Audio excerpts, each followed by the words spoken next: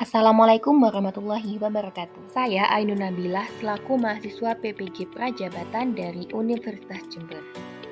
Untuk memenuhi proyek ujian akhir semester pada mata kuliah Perspektif Sosiokultural dalam Pendidikan di Indonesia, maka pada kesempatan kali ini saya akan menyajikan praktik baik terkait penerapan scaffolding pada ZPD dalam pembelajaran persamaan linier satu variabel di SMP Negeri 4 Jember. Sebelum saya menjelaskan praktik baik yang telah saya lakukan, saya akan membahas kata kunci utama yang ada pada judul praktik saya, yaitu Zone of Proximal Development atau ZPD dan juga Scaffolding. Zone of Proximal Development atau ZPD atau dalam bahasa Indonesia Zona Perkembangan Proksimal merupakan konsep yang dikemukakan oleh psikolog Lee Vygotsky. Konsep ini mengacu pada jarak antara apa yang dapat dicapai oleh seorang individu secara mandiri dan apa yang dapat dicapai dengan bantuan atau bimbingan dari orang lain yang lebih berpengalaman.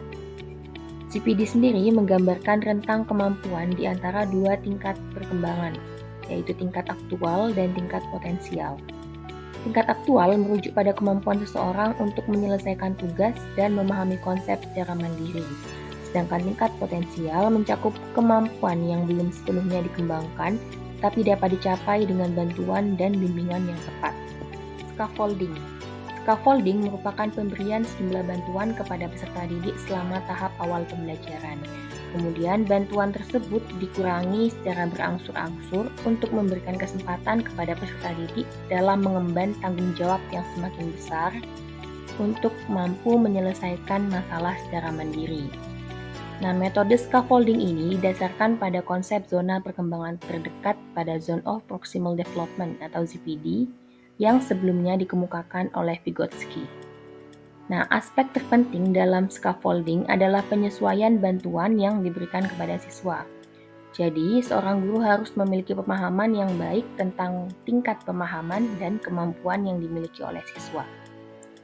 Kemudian berikut ini adalah informasi mengenai penerapan scaffolding dalam ZPD yang telah saya lakukan di SMP Negeri 4 Jember. Saya melakukan pembelajaran di kelas 7B dengan materi PLSV atau persamaan linier satu variabel. Adapun model pembelajaran yang saya gunakan adalah problem based learning dengan metode diskusi dan tanya jawab. Sedangkan media yang saya gunakan adalah LKPD. Selanjutnya, yakni intervensi penerapan scaffolding pada Zone of Proximal Development atau terdapat beberapa langkah yang saya lakukan.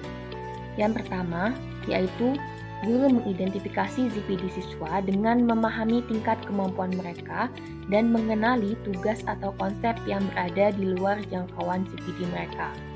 Pada hal ini, saya menggunakan asesmen diagnostik tertulis berupa soal pilihan ganda dan juga pemberian pertanyaan pemantik secara lisan di awal pembelajaran. Langkah yang kedua yaitu penyusunan tugas. Berdasarkan pemahaman tentang ZPD siswa yang telah saya peroleh dari hasil asesmen diagnostik dan pertanyaan pemantik tadi, maka saya merancang tugas yang menantang tetapi masih dapat dicapai dengan pemberian bantuan. Tugas tersebut dibuat berada di sekitar tingkat potensial siswa untuk mendorong pertumbuhan dan pengembangan kemampuan mereka. Adapun tugas yang saya buat ada dalam bentuk LKPD yang memuat beberapa petunjuk penyelesaian masalah. Langkah 3. Pembentukan kelompok heterogen dan penugasan. Scaffolding dapat diterapkan melalui kerja kelompok atau kolaborasi antar siswa. Pembentukan kelompok secara acak ini bertujuan agar siswa yang memiliki pemahaman lebih baik mengenai konsep dapat berperan sebagai pemimpin scaffolding dan memberikan bantuan kepada rekan-rekannya yang membutuhkan.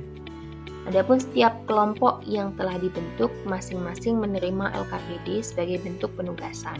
4. Membimbing penyelidikan. Setelah siswa bergabung bersama kelompok, mereka mulai mendiskusikan bagaimana cara menyelesaikan suatu masalah. Selama siswa bekerja pada masalah, guru memberikan bimbingan dan dukungan yang tepat untuk membantu mereka dalam melewati ZPD mereka. Guru memberikan bimbingan secara lebih intens terhadap peserta didik yang kemampuannya di bawah rata-rata kemampuan kelas. Langkah 5. Pemberian umpan balik. Peserta didik menyampaikan hasil pekerjaan mereka, sedangkan peserta didik yang tidak tampil memberikan umpan balik. Guru juga turut memberikan umpan balik yang secara konstruktif kepada siswa sepanjang proses scaffolding. Pemberian umpan balik ini dapat membantu siswa memahami kekuatan dan kelemahan mereka, memberikan pujian atas upaya mereka, mengidentifikasi kesalahan yang umum, dan memberikan saran untuk perbaikan. Selanjutnya, bagaimana hasil yang dicapai dari penerapan scaffolding dalam ZPD? Terdapat beberapa hasil positif yang diperoleh. Yang pertama adalah peningkatan pemahaman. Scaffolding membantu siswa memperdalam pemahaman mereka tentang suatu konsep atau tugas yang sedang dipelajari.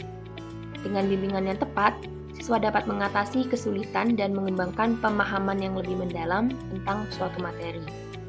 Nah, peningkatan pemahaman ini juga berdampak pada peningkatan hasil belajar, di mana diperoleh bahwa 80% siswa telah mampu mencapai tujuan pembelajaran. Kedua, peningkatan kepercayaan diri.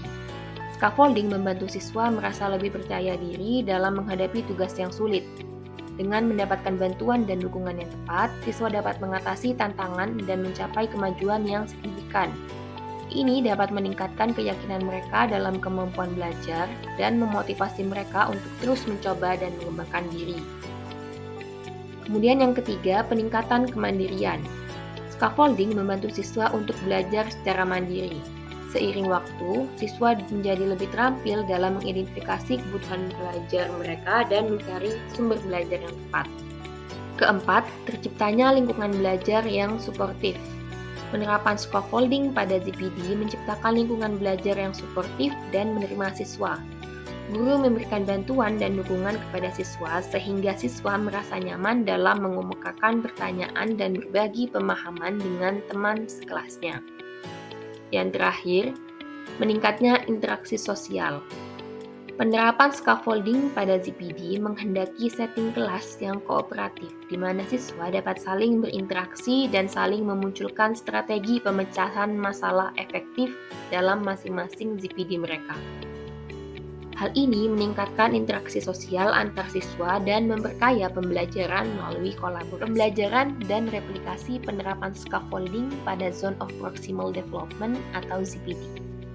Saya menemukan bahwa metode pembelajaran efektif dalam penerapan scaffolding yang dapat memudahkan guru untuk masuk ke dalam ZPD siswa adalah metode permainan dan diskusi kelompok.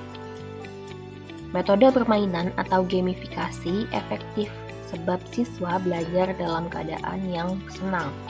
Sedangkan diskusi kelompok efektif sebab tutor sebaya merupakan salah satu bentuk scaffolding yang mudah diserap oleh siswa. Kemudian, terdapat 3 teknik yang efektif dalam penerapan scaffolding. Pertama, menggunakan model atau contoh. Guru dapat memberikan contoh soal sebelum pemberian tugas. Guru juga dapat menggunakan alat peraga untuk menjelaskan suatu konsep matematika. Kedua, pemberian bantuan verbal. Guru dapat menjelaskan hal-hal yang kurang dipahami oleh siswa. Guru juga dapat menggunakan pertanyaan yang dirancang secara khusus untuk membantu siswa mencapai pemahaman yang lebih dalam. Ketiga, pemberian bantuan visual. Bantuan visual dapat dalam bentuk gambar, grafik, video, dan lainnya. Bantuan ini dapat memperjelas maksud yang ingin disampaikan oleh seorang guru. Pemberian scaffolding juga harus mempertimbangkan aspek budaya dan sosial peserta didik agar pembelajaran relevan dan dapat diterima. Terakhir, guru harus memanfaatkan teknologi untuk memaksimalkan pemberian scaffolding. Seperti yang kita ketahui, penggunaan teknologi banyak sekali mempermudah siswa dalam menyerap informasi dengan lebih baik. Sekian yang dapat saya sampaikan, kurang lebihnya mohon maaf. Wassalamualaikum warahmatullahi wabarakatuh.